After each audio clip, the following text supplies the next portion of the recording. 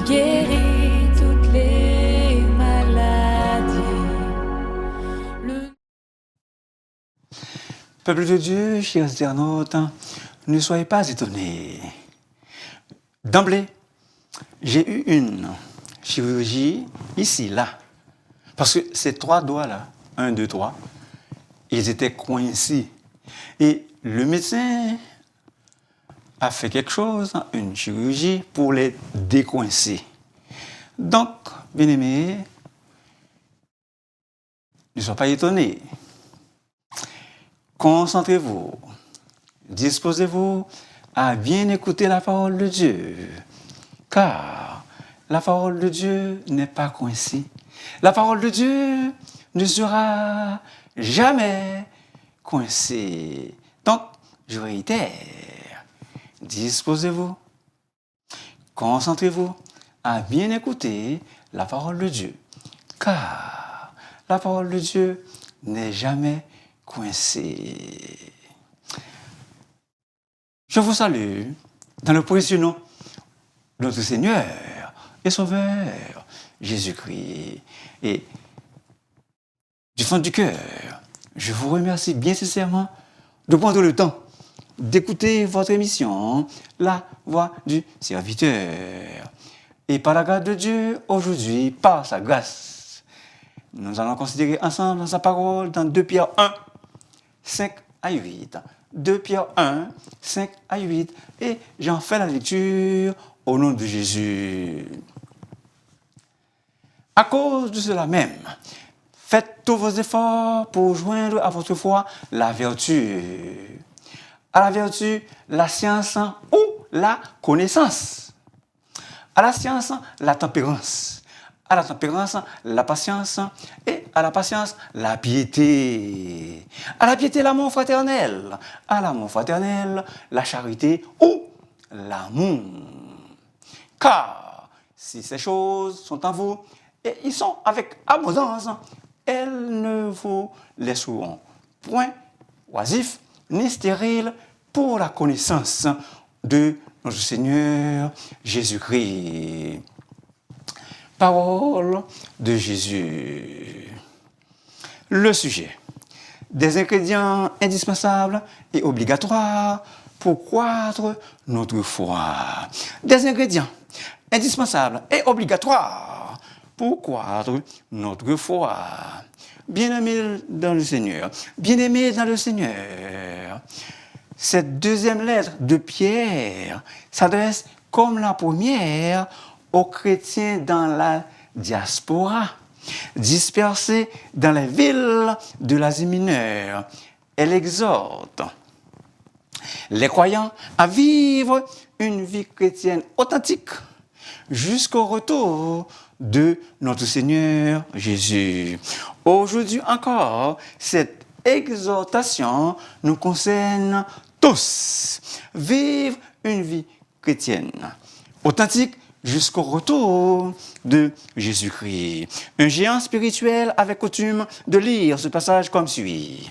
Ajoutez à votre foi la vertu ou le courage de David, la connaissance de Salomon, à la connaissance de Salomon, la patience de Job, à la patience de Job, la piété de Daniel, à la piété de Daniel, l'amitié fraternelle de Jonathan, à l'amitié fraternelle de Jonathan, l'amour de Jean. Bien-aimés dans le Seigneur, si nous désirons glorifier Jésus par notre fidélité, par notre fertilité, certaines choses doivent d'abord se trouver en nous. Car rien ne peut venir de nous à moins que ce soit d'abord en nous. Le verset 8 le dit. Si ces choses sont en vous, avec abondance, elles ne vous laisseront point oisifs ni stériles. Quelles sont ces choses? Ce sont la vertu, et il faut y ajouter avec diligence la science ou la connaissance, la maîtrise de soi, la patience, la piété, l'amitié fraternelle et l'amour. En fait, l'apôtre Pierre énumère 7 qualités ou 7 vertus de Christ qu'il faut inclure, qu'il faut rajouter à la foi et qui devraient se développer en nous. Toutefois, il commence par la foi. Pourquoi? Parce que la foi est le fondement de toute vertu. Elle est toujours le pas initial de notre vie chrétienne. La foi, elle est le support de toutes les autres vertus.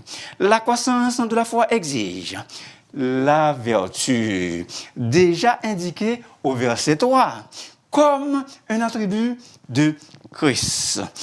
La vertu, c'est l'excellence dans le domaine moral, une bonne moralité, une bonne vie, pas seulement en apparence, pas seulement superficielle, mais elle doit être l'objet de nos pensées, car la Bible dit que tout ce qui est vertueux soit l'objet de nos pensées.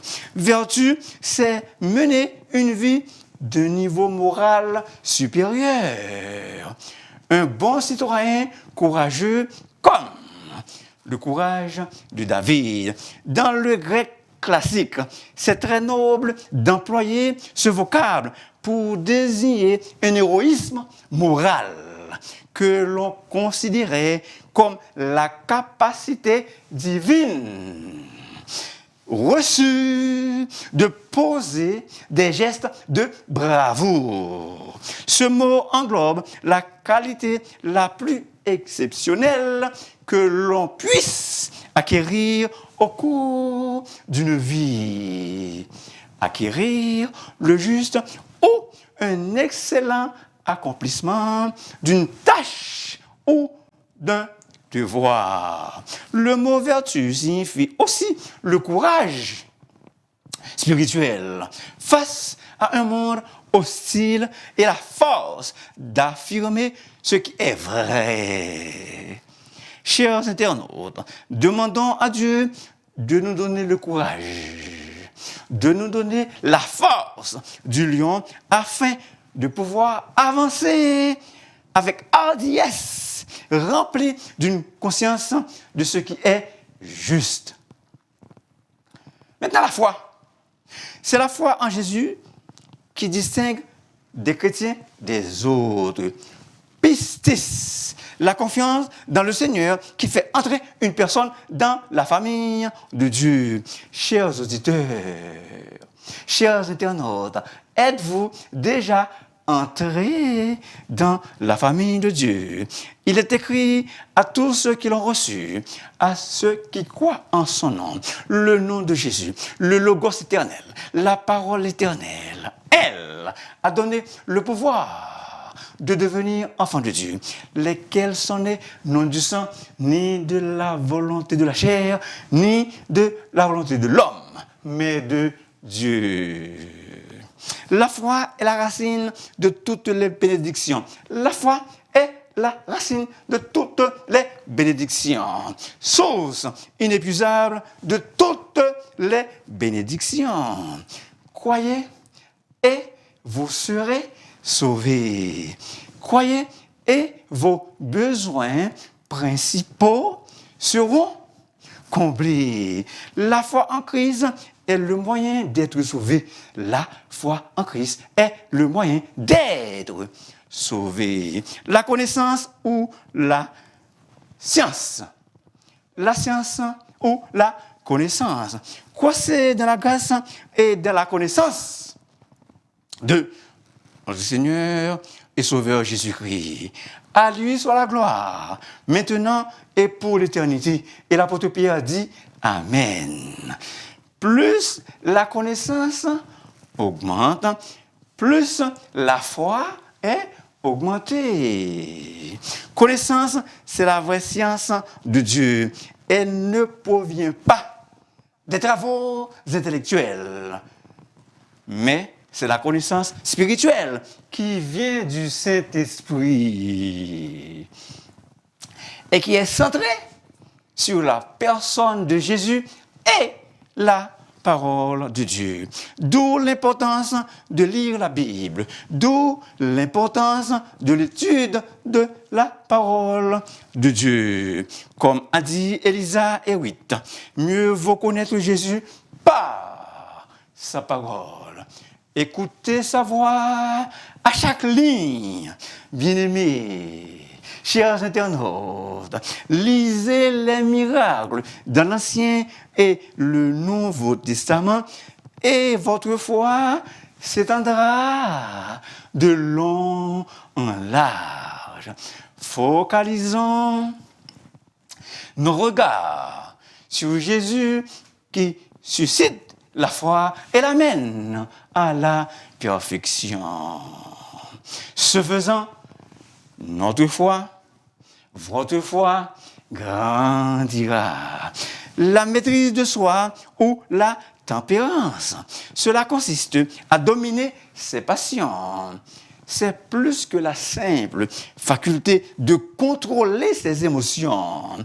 La maîtrise de soi chrétienne est la soumission au contrôle du Christ en nous et la puissance du Saint-Esprit. Galates 5, 16 à 18. C'est veiller sur notre corps et agir avec tempérance.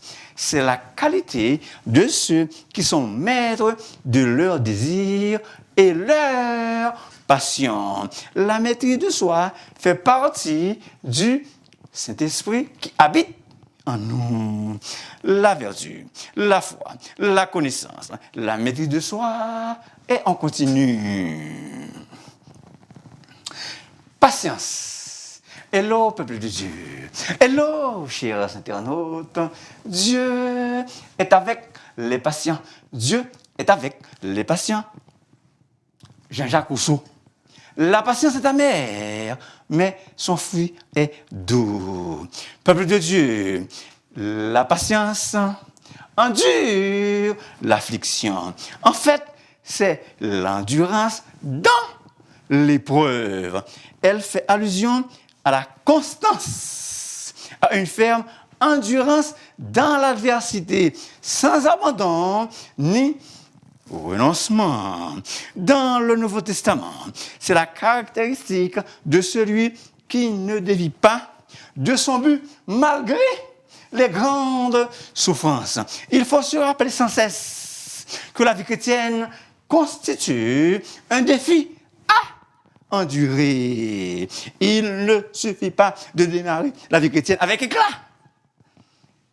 Il nous faut aussi y persévérer malgré les difficultés, car la vie chrétienne est une vie de combat. La ténacité qui refuse d'abandonner quand les calamités surgissent et qui garde toujours en avant vers des jours meilleurs. Hébreux 12, 2. L'entêtement, le fait de tenir bon, surtout dans les tracas. La persévérance a été décrite comme la reine des vertus. La persévérance, la reine des vertus. La patience implique la persévérance. Ainsi donc, on persévère même au sein des épreuves et des problèmes. On persévère même au sein des épreuves et des problèmes. La patience de Job, l'épreuve de la foi, produit la patience. Jacques 1, 3. Celui qui peut avoir de la patience peut avoir ce qu'il désire. Celui qui peut avoir de la patience peut avoir ce qu'il désire. Ça, c'est Benjamin Franklin, l'auteur du Paratonnerre. Bien-aimés, ne pensez pas que les retards de Dieu sont des refus de Dieu. N'abandonnez jamais tenez ferme. La patience, c'est du génie. Les preuves de mon apostolat ont été éclatées au milieu de vous par une patience à toute épreuve. 2 Corinthiens 12, 12. La patience de Paul était éprouvée à l'extrême. La piété, c'est faire de la gloire de Dieu le but de notre vie. Demeurer proche de lui, proche de Dieu. Chercher la communion avec lui. C'est un attachement viscéral. Chercher la communion avec Dieu, c'est un attachement viscéral. Un attachement profond avec Dieu. La piété se rapporte à l'obligation pour le croyant de révérer Dieu, d'être de vrais adorateurs. L'apôtre Paul exhorte donc, avant toute chose, à faire des prières, des actions de grâce pour tous les hommes, pour les rois et pour ceux qui sont élevés en dignité, dans le but afin que nous menions une vie paisible et tranquille, en toute piété. Soulignez ça, en toute piété. 1 Timothée 2, 1 et 2. L'amitié fraternelle ou la fraternité, c'est d'avoir de l'affection pour l'autre.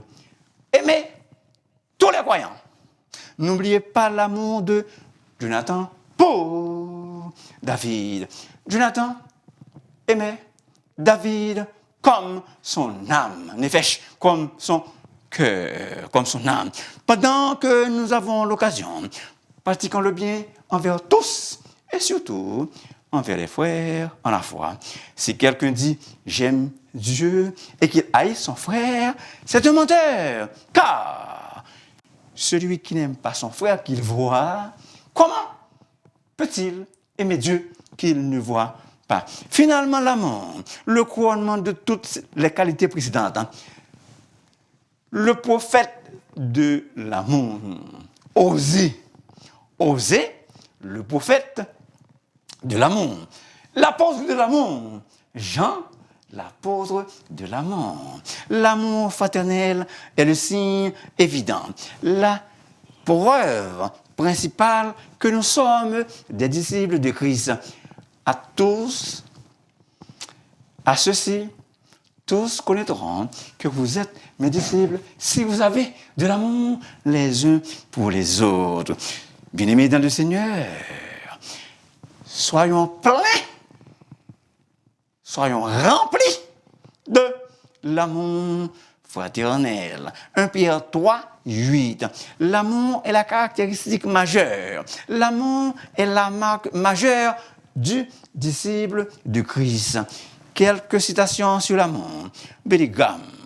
Quand nous prêchons l'expiation, c'est l'expiation planifiée par l'amour, fournie par l'amour, donnée par l'amour, accomplie par l'amour, nécessitée à cause de l'amour.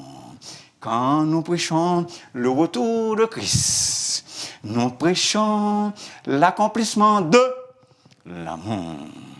Hello, peuple de Dieu. Hello, chers internautes.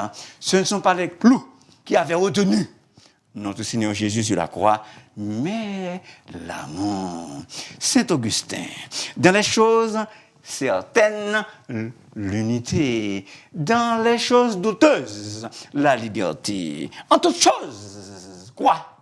En toutes choses, l'amour. L'amour est plus fort que tout. Rien ne peut le briser. Toute pensée qui n'est pas chargée d'amour semble impie. Notre pensée est chargée de quoi? Le docteur Scoggi. Vous pouvez chanter comme un séraphin, comme un rossignol, mais sans amour. Votre chant n'est rien d'autre que le sifflement de l'enfer. Agapène est un amour sacrificiel et donc qui fait des sacrifices pour l'autre. Notre Seigneur Jésus est l'exemple suprême qui nous pousse énergiquement à nous sacrifier pour nos prochains. La croix qu'il a portée appelle tous les croyants à aimer de cet amour sacrificiel. On parle de l'amour, on chante l'amour. On chante l'amour. Je t'aime à la folie, je t'aime à la folie, je t'aime à la folie. Mon ami, l'une des idées que l'on véhicule par ce mot, c'est la disposition à vouloir le bien du prochain, le bien de l'humanité, à vouloir le bien de la patrie et à se dévouer pour eux et à se dévouer à eux. Maintenant, Papa Doc, le matin, quand j'étais en Haïti, pour le drapeau pour la patrie, mon rêve. Hello, peuple de Dieu. Hello, chers internautes. Le cœur qui aime est toujours jeune. Le cœur qui aime est toujours jeune. Les gens ont besoin d'amour, spécialement quand ils ne le méritent même pas. Nous ne méritons pas d'être aimés. Nous ne sommes pas aimables, mais Jésus nous aime pareil, d'un amour sans pareil. Nous ne sommes pas aimables, mais notre Seigneur Jésus nous aime pareil, d'un amour sans pareil, d'un amour sans égal, d'un amour inégalable. Hors du commun, le chapitre de l'amour, un cantique à l'amour, 1 Corinthiens 13. La prééminence de l'amour, le verset 13. Maintenant donc, ces trois choses demeurent, la foi, l'espérance et l'amour. Mais la plus grande de ces choses, c'est quoi? La plus grande de ces choses, c'est l'amour. Le fruit de l'esprit, c'est l'amour. Marcher dans l'amour à l'exemple de Christ. Éphésiens 5, 2. Bien-aimés dans le Seigneur, vous et moi, nous sommes encouragés à marcher dans l'amour à l'exemple de Christ. Mais par-dessus toutes ces choses, revêtez-vous de l'amour. Nous sommes exhortés à nous habiller de l'amour. Un amour sacrificiel qui fait justement des sacrifices pour l'autre. Un amour avec un grand A, un A majuscule. Dieu nous a aimés de grand amour. Dieu nous a aimés de grand amour. Écoutez bien s'il vous plaît le verset. Dieu qui est riche en miséricorde à cause du grand amour. À cause du grand amour qu'il nous a aimés. Éphésiens 2, 4. Chers internautes, c'est ce grand amour de Jésus qui nous a rachetés de la malédiction du péché. Au grand amour qui t'a racheté, non péché. Coupable et sale. Jean Mointeillé, pas de espoir. Vous connaissez le cantique, 52 créoles. Bien-aimés dans le Seigneur, qui est grand amour pour racheter non nous. Qui est grand amour pour guérir que nous. Amour ça, voyez, sauver, mourir. Qui est grand amour, adorer, saint. Non, les peuples de Dieu, adorons le beau saint nom de notre Seigneur Jésus. Chers internautes, glorifions, adorons le beau saint nom de notre Seigneur Jésus. L'apôtre Pierre parle de l'amour agapène. Bien-aimé, l'amour le plus haut niveau. Un amour qui donne et donne encore et n'atteint rien en retour. Un amour qui donne et donne encore et n'attend rien en retour. C'est un amour totalement désintéressé. C'est un amour spirituel. Jean 3,16. Car Dieu a tant aimé le monde. Agapésen. C'est l'amour inconditionnel de Dieu pour les justes et les injustes. Il englobe tout le monde. Agapésen. Il englobe tout le monde, tout l'univers. Ton, cosmon.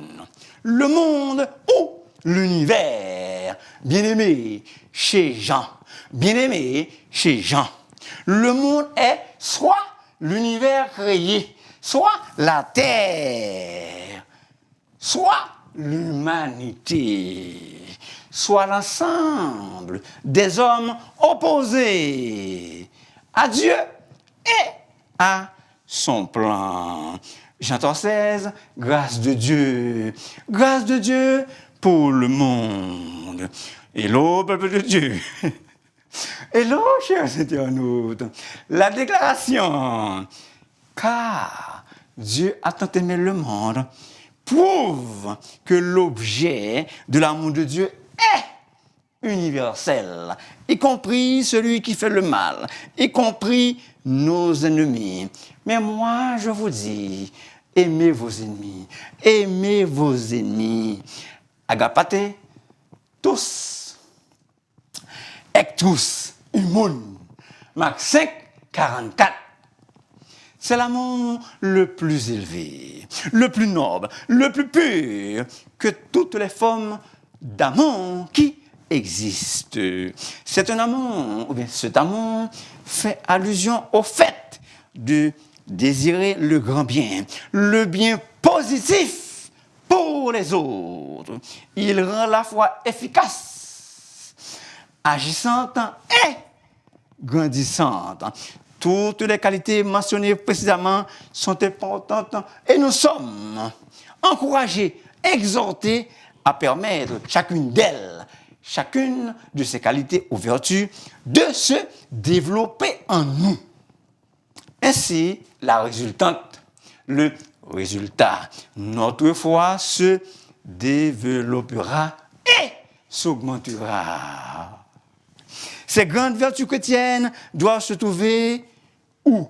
En nous, avec abondance, afin que notre foi grandisse. La liste des qualités que Pierre énumère et qu'il faut ajouter à la foi se réfère à la personne et au principe de Jésus. Si nous voulons être efficaces et productifs, il faut combiner la foi avec ces vertus mentionnées ci-haut. Maintenant, un oiseau, comme un proverbe de l'Afrique centrale. Aucun oiseau ne peut voler avec une seule aile. Un oiseau, pour voler, a besoin de 2 ailes. Vous le voyez. Un oiseau, pour voler, a besoin de 2 ailes. Bien-aimés dans le Seigneur, patience, piété, l'amitié fraternelle, l'amour. Le message n'est pas une recette magique. En faisant ça, et votre foi grandira. Bien sûr que non. Ça prend la grâce de Dieu. Mon cher ami, Dieu t'aime tant. Dieu t'aime beaucoup. La foi, la confiance dans le Seigneur Jésus fait entrer une personne dans la famille de Dieu. Mon cher ami, es-tu déjà entré dans la famille de Dieu? N'oubliez pas que je t'ai dit plus haut que Jean 3,16, c'est la grâce de Dieu. La grâce de Dieu pour le monde, pour l'univers. Ton cosmon. Dieu t'offre, mon cher ami, Dieu t'offre sa grâce. Veux-tu la recevoir? Veux-tu accepter Jésus? Grâce de Dieu pour que tu sois sauvé. Ne sois pas opposé à ce plan merveilleux pour ta vie ici-bas et aussi pour ton éternité bienheureuse. Chers internautes, peuple de Dieu, la pratique des vertus chrétiennes, la pratique des vertus de Christ. Allons-nous pratiquer soigneusement ces qualités? Je vous ai déjà dit la raison à maintes reprises dans le message. Merci beaucoup d'écouter La Voix du Serviteur. S'il vous plaît, n'oubliez pas de vous abonner, de liker et de partager vos émissions à vos proches. Si vous voulez me parler, vous m'appelez dans le 54 571 2396. Bien-aimés le Seigneur, que Dieu nous fasse grâce. Bien-aimés dans le Seigneur, que Dieu nous fasse grâce. Encore et encore, merci beaucoup d'avoir choisi d'écouter la voix du serviteur.